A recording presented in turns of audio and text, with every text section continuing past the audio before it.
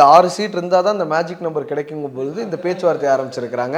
ஆனால் அங்கே இருக்கக்கூடிய கட்சிகளே வந்து எதிர்ப்பு தெரிவிச்சிருக்காங்க. ஸ்டாலின் அவர்களை பார்த்துட்டு இன்னொரு விஷயத்த சொல்கிறாங்க, என்னன்னா நாங்கள் கலந்து ஆலோசனை பண்ணி தான் முடிவெடுப்போம் அப்படிங்கிற ஒரு விஷயத்தை சொல்கிறாங்க. அப்போ ஒருவேளை இவங்க 6 பேரும் போகிறாங்க அப்படின்னா இவங்க எந்த மாதிரியான எம்எல்ஏக்களாக செயல்படுவாங்க, திமுக ஆதரவு எம்எல்ஏக்களாக இருந்துக்கிட்டே விஜய்க்கு சப்போர்ட் பண்ணுவாங்களா அப்படிங்கிற ஒரு கேள்வியும் கூட வந்திருக்கு. அதான் வெளியிலேருந்து ஆதரிப்பாங்களா அப்படிங்கிறது. இப்போ திரும்ப வந்து வெளிப்படையாக நாங்கள் வந்து கம்யூனிஸ்ட்டுகளோடு சேர்ந்து செயல்படுவோம் அப்படிங்கிறத சொல்லிட்டார். ஐஎம்எல் வந்து திட்டவட்டமாக நாங்கள் வந்து திமுகவோடு நாங்கள் தனி சின்னத்தில் நின்று ஜெயிச்சிருக்கோம், இருந்தாலும் நாங்கள் வந்து ஆதரவு தரமாட்டோம் அப்படிங்கிறது வெளிப்படையாக சொல்லிட்டாங்க.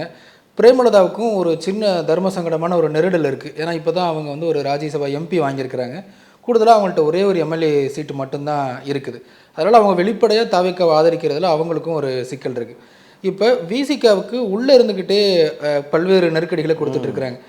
ஆளூர் சானவாசா இருக்கு, எல்லாமே கட்சியில் டாப் 2 டாப் 3ல இருக்கிறவங்க அப்படி அவங்க எல்லாருமே திமுகவுடைய எப்படி எடுத்துப்பாரு அப்படிங்கிற ஒரு கேள்வி இருக்குது. திமுகவோட குரலாக அவங்க ஒழிக்கிறாங்க.